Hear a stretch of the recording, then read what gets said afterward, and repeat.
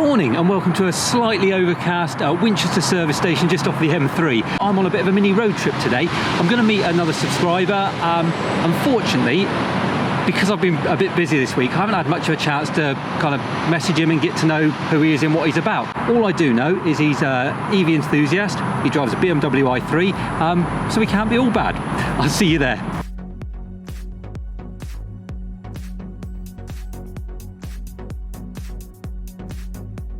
Hello Andy, how are you doing?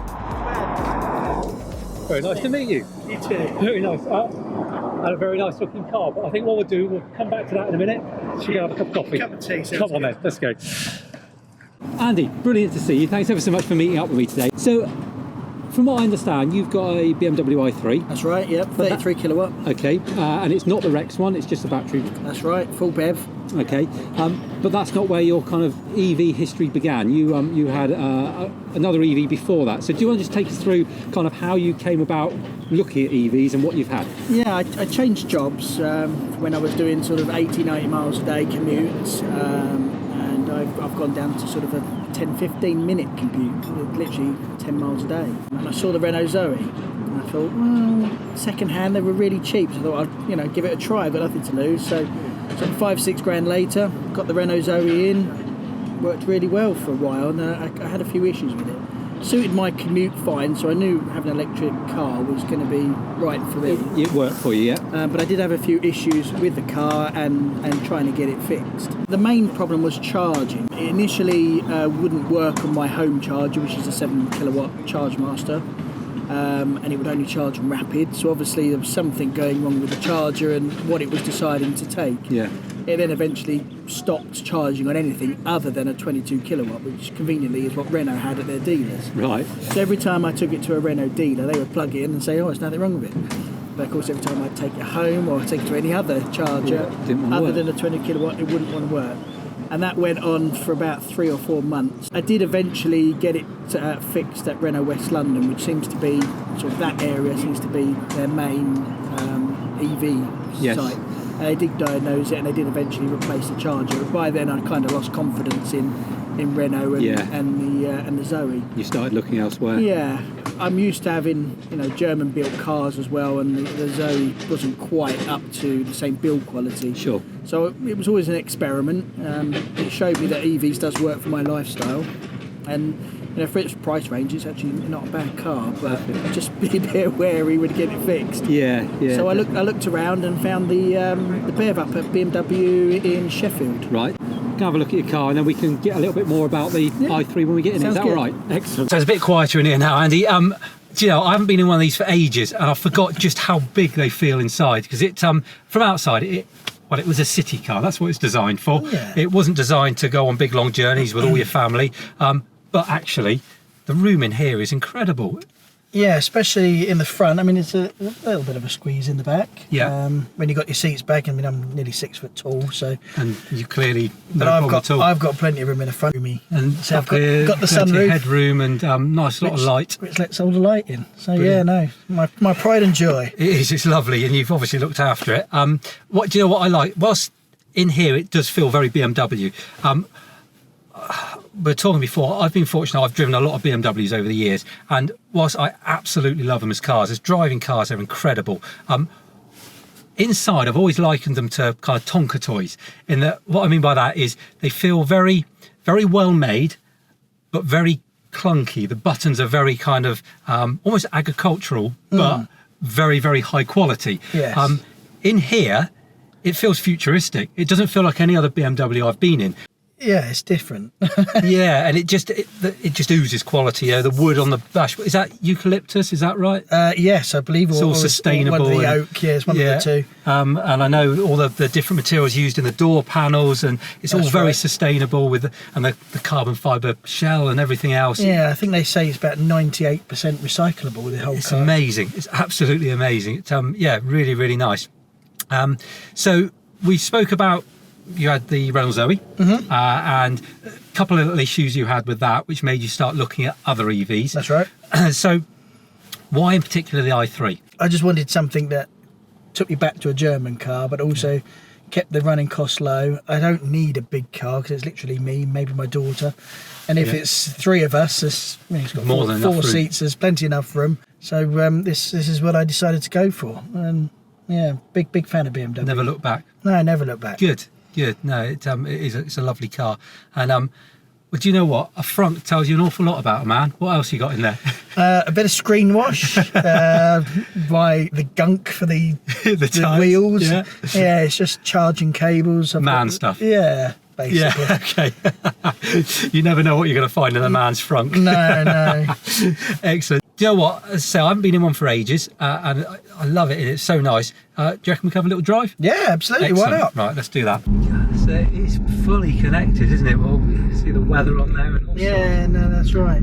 do you sort that out in here, or is it on your app on your phone and it tells it what to do? Yeah, no, you sort that out in here. Basically, you can change however you want it set up, but it's because it's the Pro version. Yeah. When it first came out, it only came out with a 22 kilowatt hour battery, Right. or a 60 ampere hour as they call it. And then I think 2016, late 2016, they brought out the 33 kilowatt hour battery, Right. which then brought rapid charger and as a standard. Okay. And what plug is it? It's a CCS. It's CCS. Yeah. No issues with that. No, I never think caused you a problem. more. There's a lot more manufacturers that has CCS, although they're not as popular as the Leaf. Yeah, There's a lot more manufacturers now which are putting CCS on it. there is definitely a swing towards it, and more so in Europe and America. But it seems to be I can't remember the name, but there's one company that are rolling out Rapids, and they don't have Chademo on at all. No. And they're coming over to the UK. The wheels 19-inch alloys. That's right. But Yeah. they're very thin. Very thin. So am I right in saying there's something like 155? Sorry, 55 across. Something like that. Yeah. So they're almost motorbike tyres. Yeah, they're really tiny. But you've never had any issues with that? No. No. And have you changed the tyres on this yet? Not yet. Not yet. So you got a right grin. I think I'm going to have to plan ahead. Yeah. So have you got any idea on cost of those? I think they're about 120, 130 pounds. Am I right in saying, I mean, it might change now, but there is only one manufacturer for Yes. them? Right. What I understand is Bridgestone. Okay. So that's it. That's it. I intend to keep this for a good few years. Yeah. So the battery comes with an 8-year warranty. Oh, that's good. I've never kept a car 8 years. No. I'm probably going to keep this 4 years. So this car will be 6 years old when I'm thinking about. And roughly how many changing it. miles would you do a year? Probably on about 10,000. 10,000, okay, so pretty average. Yeah. Do you know what the 0 to 65 is? I think it's about 6.5 seconds. Yeah.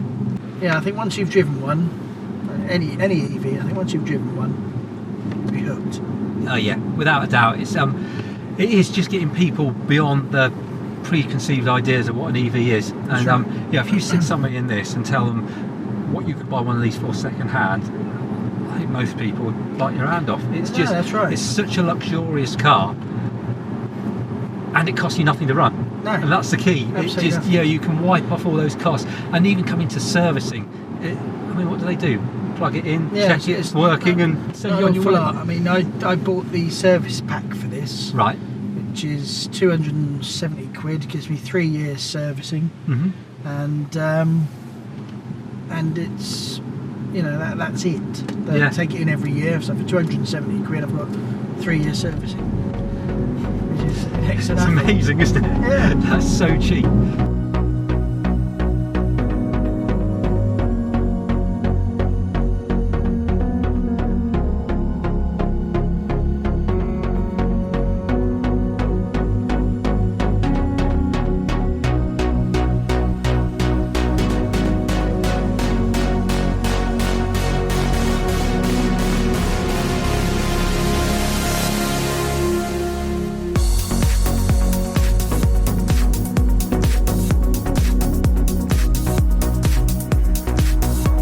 There we go. 2 more subscribers. I need to sign you up. Take care. Bye bye. Already you can feel just how responsive it is. It's really, it just wants to go, doesn't it? It does, yes. And loads of feel. You can feel that. I know it's a bumpy road, but you can really feel it in the steering wheel. Lots of feedback. You either love it or you hate it. I guess that's to do with those, like we were saying before, with the hard tyres and dimensions of them. It is quite a firm ride, and you do feel the potholes and things. Yeah. But when you're on a ride, on a decent road, you would get really good sense of what you're driving on. Yeah. Well, Andy, thanks ever so much for today. I've really enjoyed it, and it has been an eye-opener for me, because it's been ages since I've even been in one, let alone driven one. So for me, this car just oozes quality. That's the difference. It certainly, I love my Leaf, and the build quality in that is very, very good. But this is another step on. It is really, really nice, and it's reminded me. And I don't think we got much film of it, but even two people that stopped us, I think you might have just sold a car to them as well. I should go get a job with BMW. It's brilliant, isn't it? They do, and that's the thing with EVs, isn't it? They sell themselves. That's right. As soon as you get somebody in them, let them have a drive and a feel of one, they just realise what it's all about. Hopefully a couple more converts there today. Yeah. Well, Andy, thank you ever so much. No problem. Really, really good day today. Thank you, and I'm sure in the future we'll meet up again sometime. Yeah, definitely. Cheers. Thank you. There we are, back at Winchester, quick splash and dash and home. But what a lovely day. Andy was a really, really nice guy, and it just goes to show, doesn't it, that to drive an EV, you don't have to be an EV geek, just a normal family bloke. He's his wife, his child, they happen to drive an EV because it works for them, and it's just nice to see normal people doing normal things and realizing that actually you don't have to change your life in order to have an EV in it. It complements it, if anything, and makes things easier, and saves you money, which is what we keep saying, it's always the best way. So on the whole, a really, really nice day. Thoroughly enjoyed it. Hopefully you've enjoyed it too. If you have, remember to like and share, and if you're not doing so already, subscribe to the channel. And until next time, you take care.